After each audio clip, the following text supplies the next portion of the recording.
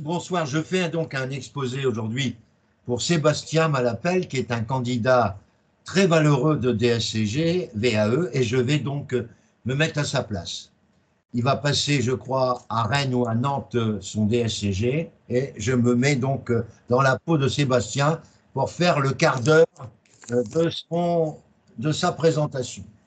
Madame, Monsieur, très heureux de me retrouver ici pour présenter le travail que j'ai réalisé par le livre 2 pour obtenir le DSCG VAE. En effet, j'ai déposé un dossier pour l'ensemble des 7 UV.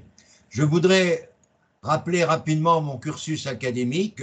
J'ai un cursus classique jusqu'au DCG qui j'ai été amené à avoir beaucoup de fonctions, donc des fonctions de direction, de gestion, des fonctions également d'auditeur dans des grands groupes, mais pour des raisons familiales, eu égard aux travaux et au poste de mon épouse, j'ai été souvent contraint de déménager pour l'accompagner.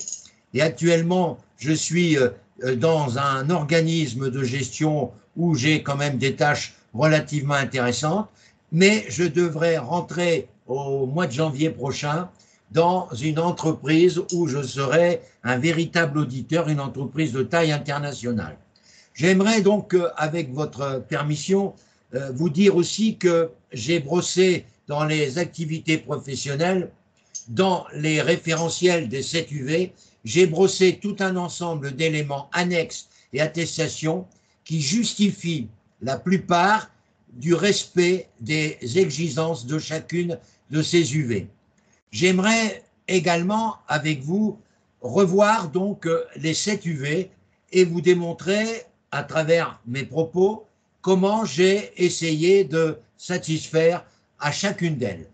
En effet, pour l'UV1, qui est l'UV juridique, j'ai suivi de nombreuses formations, y compris avec DFT Formation, qui est un organisme connu pour l'accompagnement des DEC et qui m'a fait profiter de ces cours éventuellement pour le DEC au niveau de la révision légale et également de la partie relative à la déontologie. Je sais très bien que ce n'est pas le même programme, mais grâce aussi aux pochettes Corroy que j'ai acquises sur les conseils de ce formateur, j'ai pu, avec son aide, parcourir tous les travaux présentés pour l'UV1 et travailler avec aussi une bibliothèque numérique et également ce que j'appelle un lexique documentaire, ce qui me permet de rester totalement au courant des nouveautés sociales, juridiques, fiscales que nous pouvons rencontrer dans le monde de l'expertise comptable en général. Je suis abonné pour l'UV1 à Actuel Expert Comptable, à la revue fiduciaire, à également Revue française de comptabilité, qui est pour moi la Bible du candidat à l'expertise comptable, et je suis également abonné à des interventions gratuites comme Compta Online, qui est un des partenaires les plus huppés pour le monde des professionnels de la comptabilité et du commissariat. J'ai également suivi des webinaires, comme je disais tout à l'heure, relatifs à des problèmes de retraite actuellement en France, qui ont été souvent présentés dans des webinaires, le problème également du droit du travail et le problème en particulier des nouveautés sociales. J'ai suivi récemment le projet de loi de finances 2024 qui a annoncé, entre autres choses bien sûr, le report de la date de mise en place de la facturation électronique sur laquelle je pourrais revenir tout à l'heure si vous le souhaitez. Pour l'UV2, qui est une UV à dominante financière, je n'ai pas peur de dire que mon expérience professionnelle m'a permis de rencontrer beaucoup de travaux relatifs à cette UV2, c'est-à-dire des financements d'entreprise, le problème d'acquisition éventuellement d'investissement, choisir la meilleure rentabilité, évoquer aussi des tableaux de flux de trésorerie, évoquer des tableaux de financement, pour tous les clients qui me t'aient confiés et qui donnent l'occasion de pouvoir, à un cadre comptable, flirter avec tout ce qui est finance. Et aujourd'hui, on a de plus en plus d'experts comptables qui sont quelquefois, comme on dit, des DAF externalisés. Et ça, c'est quand même des fonctions que l'on retrouve assez souvent dans le monde de l'expertise comptable. Donc pour l'UV2, je pense, à travers le remplissage de cette UV2 et des conclusions que j'ai pu mettre à l'intérieur de ce référentiel UV2, que je pense remplir honnêtement la moitié des exigences, au moins la moitié des exigences de cette UV. Pour l'UV3, la dominante, c'est la gestion, en particulier analytique, la gestion prévisionnelle. Pour moi, c'est l'UV qui me passionne le plus, ou l'une des UV qui me passionne le plus dans son contenu. Car là, j'épouse tous les objectifs que je pense nécessaires d'apporter au monde de l'expertise comptable. Cette expertise, elle est pour moi fort importante, et de développer ce qu'on appelle le prédictif pour nos clients. On est souvent habitué à regarder le rétroviseur, alors que là, grâce à l'UV3, on va sortir nos phares à longue portée et éclairer la gestion, rendre, je dirais, le dirigeant beaucoup plus coopératif et montrer que nos conseils sont là non pas simplement pour raconter une histoire, mais sont là également pour pérenniser, consolider et développer une entreprise. L'UV3 m'a permis de réviser les méthodes analytiques, coûts directs, coûts variables, le problème de la méthode ABC, le problème des coûts standards. Toutes ces méthodes ont le même but, d'essayer de rendre plus détaillée la comptabilité et de donner des informations nouvelles pour prendre de meilleures décisions dans l'objectif de servir le marketing et de servir le management d'une entreprise. L'UV4, c'est l'UV qui est, aux yeux des candidats de DEC traditionnel, audit et compta, c'est l'UV qui est la plus, je dirais, délicate à obtenir d'après l'ensemble des candidats. Moi, j'ai la chance, à travers mes activités professionnelles, d'avoir, et c'est ça qui est très important dans le référentiel de cette UV4, d'avoir rempli la plupart, avec même beaucoup de temps, la plupart des exigences de cette UV. Le problème de l'audit aujourd'hui se pose avec beaucoup d'acuité, car nous connaissons bien sûr l'évolution de la transition numérique, et derrière cette transition numérique, nous avons également des conséquences sur les formes d'audit, à telle enseigne que la Commission nationale des commissaires aux comptes va sortir d'ici la fin de l'année avec H3C, vont sortir une nouvelle norme pour tenir compte de cet agrandissement, de cet élargissement de l'audit par le numérique. Et on est aussi sensible pour les commissaires aux comptes, à travers l'audit, à la responsabilité sociétale des entreprises, au problème de l'économie responsable. Et tout ça va faire l'objet de normes nouvelles qui devraient, d'après les personnes qui sont au Conseil national des commissaires aux comptes, devraient sortir avant la fin de cette année, et peut-être même avant la journée des commissaires aux comptes qu'on appelle les journées nationales des commissaires aux comptes, qui, une fois sur deux, ont lieu à Paris et une autre fois dans une ville de province. Cette année, c'est Paris. L'an dernier, c'était Rennes. Voici 3 ans, c'était Lille.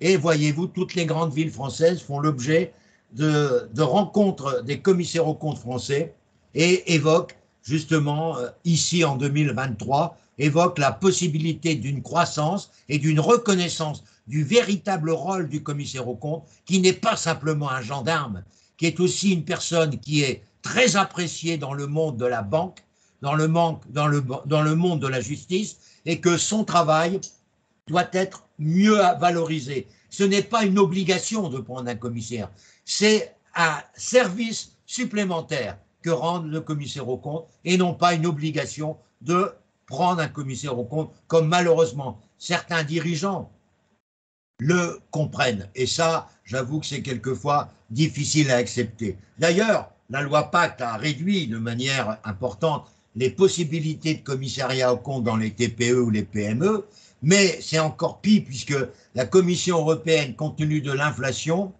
a envisagé durant le mois d'octobre, c'est-à-dire durant la période où je suis devant vous, madame, monsieur, de revaloriser ces barèmes, c'est-à-dire de rendre ces barèmes plus élevés, ce qui risque encore de défavoriser les statuts des commissaires aux comptes européens et français. Je vous rappelle que M. Le Maire et son ministère de l'économie, quand ils ont fait voter la loi PAC, il a choisi le barème le moins méchant pour les commissaires aux comptes. En effet, les barèmes, la plupart dans les autres pays de la communauté, les barèmes se sont portés sur 6 millions et 12 millions. Ce qui vous permet de dire que, ayant 6 millions et 12 millions, vous imaginez le nombre de commissariats. 6 millions, quand je parle de 6 millions, c'est le total du bilan, et 12 millions, c'est le chiffre d'affaires. Vous imaginez quelles seraient les conséquences pour les commissaires aux comptes français qui perdraient encore plus de mandats si M. Le Maire avait choisi le montant haut, comme la plupart des pays européens. Lui, il a choisi le montant bas, c'est-à-dire 4 et 2 millions, et non pas 6 et 12. Donc c'est pour vous dire que là aussi, la France traîne des pieds sur les projets de la Commission européenne à propos du relèvement. Tout ça pour vous dire que je suis très au courant de tous les aspects de l'audit et de la compta UV4. Pour l'UV5, c'est, je dirais, la circulation du sang dans l'entreprise. C'est ce que j'appelle le système d'information, le management de l'expert comptable, le management d'une direction de cabinet. Et c'est là où j'ai beaucoup appris. J'ai appris et mis en pratique, et j'ai été bien sûr également dans les sphères de commandement de certaines entreprises liées au monde de l'expertise, et j'ai quand même un certain vécu sur le plan du management, et j'ai aussi utilisé un certain nombre de méthodes, comme la méthode Pestel, la méthode SMART, la méthode également SWOT, qui me permet de pouvoir générer et de pouvoir développer un système d'information plus fluide, de pouvoir faire un management transversal et non plus un management vertical, et d'essayer de développer le bien-être des collaborateurs tout en associant le bien-être à l'augmentation de la productivité et finalement de la motivation et finalement de la rentabilité de l'entreprise. Donc cette UV est très intéressante sur le plan, je dirais, de l'intérêt pour le bien-être et de l'intérêt pour le système de l'information pour éviter des coûts cachés ou des redondances d'informations. En ce qui concerne l'UV6, là, c'est à la fois l'économie et la maîtrise d'une langue étrangère. Je n'ai pas peur de dire que je ne parle pas anglais couramment, mais je sais quand même me débrouiller. Mais sur le plan économique, je suis très attentif à l'économie, à la fois macro et à l'économie micro. C'est pour ça que je lis régulièrement des revues comme Alternative économique. Je suis régulièrement le Nouvel Économiste, qui est une revue très proche des anglo-saxons, ce qui me permet d'avoir de nombreux articles en anglais de The Economist et de tous les journaux anglais qui parlent de l'économie. Je suis également régulièrement des chaînes de télé qui parlent d'économie, comme BFM Business, qui est une chaîne française découlant de BFM, hein, et qui amène chaque matin des témoins de l'actualité économique. Et tous les matins, ma première préoccupation, c'est de regarder mon ordinateur et d'avoir aussi la possibilité de pouvoir regarder sur sur une tablette, de mettre quelquefois le problème de cette BFM, et qui me permet, BFM Business, d'être vraiment au courant de l'actualité. J'ai déjà eu l'occasion d'avoir à plusieurs reprises au cours des années 2020 à aujourd'hui, la présence lors d'un matin de M. Canesi, ex-président du Conseil des experts comptables, et surtout, voici beaucoup moins longtemps, la présence de M. Yannick Olivier comme président des commissaires aux comptes. Ces moments que j'ai vécus sur Business, je les ai même enregistrés par la formule du replay, et que j'ai conservé les deux interventions de ces deux grands présidents qui ont quand même apporté, comme chaque président d'ailleurs, ou chaque conseil, leur lot d'informations, leur lot d'améliorations et leur lot de meilleures connaissances dans le monde en général, du monde de l'expertise et du monde du commissariat. Donc l'économie est pour moi un élément indispensable à la qualité d'un véritable expert comptable ou d'un véritable commissaire aux comptes. Pour terminer, Je n'ai pas fait de mémoire, car le jury, j'ai lu les précisions pour la VAE, ne souhaite pas que les candidats fassent un mémoire. Donc, je n'ai pas fait de mémoire, mais je pense honnêtement que dans les documents que j'ai transmis, à travers tout ce que j'ai pu réaliser pour essayer de rivaliser avec le mémoire, qui n'est qu'un mémoire d'une 50aine de pages pour le DSCG, mais qui doit aussi faire preuve d'un apport, contrairement au DCG qui est plus un rapport de stage, le DCG, alors que le DSCG est un pré-rapport pour l'expertise comptable, car le DSCG, on doit apporter une différence, on doit apporter des éléments qui peuvent favoriser notre métier d'expert comptable ou notre métier de commissaire aux comptes. C'est pourquoi tous les documents que j'ai mis pour répondre à cette UV7 sont des documents qui ont tous le même objectif qu'un mémoire, c'est-à-dire premier objectif, servir la profession. Je pense que tout ce que je vous ai mis, mes rapports de synthèse, mes rapports d'audit, mes différentes interventions, servent la profession, servent mes collaborateurs, servent l'entreprise dans laquelle j'étais. Et quand on sert une entreprise, on sert forcément le secteur d'activité de mon entreprise, donc de l'expertise comptable. J'ai aussi, deuxième objectif, qui est nécessaire à un mémoire, faire des apports concrets. Je pense honnêtement que tout ce que j'ai présenté représente pour moi également des apports concrets. Je vous laisse apprécier ce que je viens d'exprimer. Et puis, le troisième objectif d'un mémoire, c'est de montrer que les travaux qu'on réalise pour un cabinet sont avant tout des travaux relatifs à des moyens de développer la rentabilité. Et cette rentabilité, elle est absolument pour nous nécessaire. Eh bien, quand j'ai eu l'occasion d'améliorer la compétence de mes collaborateurs, je pense honnêtement favoriser la richesse du cabinet, car plus les collaborateurs d'un cabinet sont compétents, plus le cabinet est capable d'accepter des missions à plus forte valeur ajoutée, donc indirectement en formant des cabinets, en formant des collaborateurs, on augmente la notoriété d'un cabinet et on augmente la rentabilité de ce cabinet. Madame, monsieur, je pense avoir respecté le quart d'heure que vous m'avez proposé. Je sais que faire passer cette UV, c'est quand même une tentative relativement osée, mais je pense avoir rempli pour la plupart, et je dirais même pour la quasi-unanimité des 7 UV, d'avoir rempli honnêtement la moitié au moins des exigences de chacune de ces UV. Merci madame, merci monsieur. Je suis à votre entière disposition pour pouvoir poursuivre avec vous nos échanges.